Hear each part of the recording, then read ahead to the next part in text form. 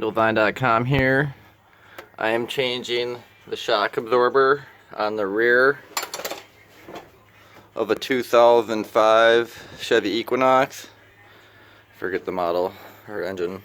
It's a all-wheel drive. And these are the shock absorbers. I have new ones here.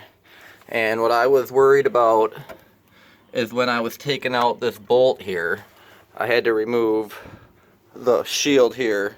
I found 7 of the clip things that I had to take out, and then there's one screw that from the wheel well is at the very top of the wheel well going up, which is right there and rusted through, so I might just have to screw it in some other way.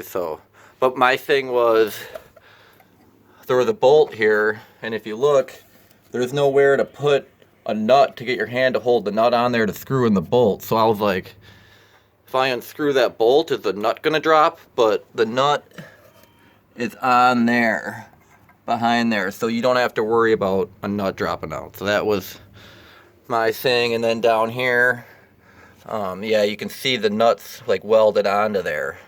So same at the bottom here, so you don't even need a wrench or nothing to get onto that one. So if you get that thing off, it's pretty easy. Get her jacked up. These bolts came out surprisingly easy. So then, yeah, there's just the 2 bolts, and then you can just kind of wiggle it out and push it down. So hopefully this solves my problem. I was hearing every time I went over a speed bump, I was getting a loud noise. So I think there's an internal thing in here that's broke. So hopefully I can get this new one in.